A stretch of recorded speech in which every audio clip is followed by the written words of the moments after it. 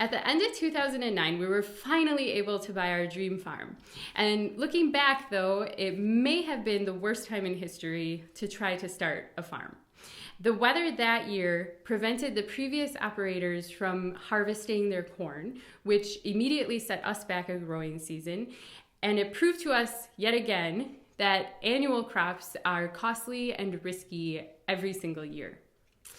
Once we could get into our fields, we immediately seeded them down and brought in multi-species of livestock to intensively rotationally graze. By doing that, we were increasing our efficiency and our productivity. But over the next 4 years, we continued to experience extreme, unrelenting weather.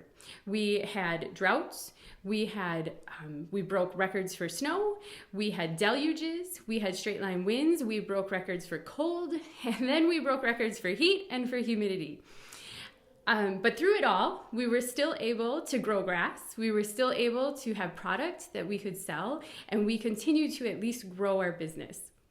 Finally, in 2014, the weather broke and we were able to start to build reserves and to catch up. And now we don't have to worry about what the weather is going to be like next year because we have this resiliency built into our system. And that resiliency allows us then to focus on our goal of keeping every drop of water that falls on our farm in our soil. And by doing that, we will be able to maximize our productivity, probably well beyond what we think that we can get and what the books say that we should be able to get. And then that will allow us to be more productive, more profitable. It will allow us to provide opportunities for our children to someday quit the day jobs and just in general to live life on our terms, not on the terms of the banks, not on the terms of any middlemen, and definitely not on the terms of the weather. Because the opportunities right now in grass-fed beef are really unlimited. We're importing 70% of our grass-fed beef and 50% of our lamb. And it just seems ridiculous to me that when you have an opportunity in a business model that can give you triple bottom lines like grass-fed beef can, and when you have the potential of doing it in your own backyard, that we're letting that opportunity slip through our fingers.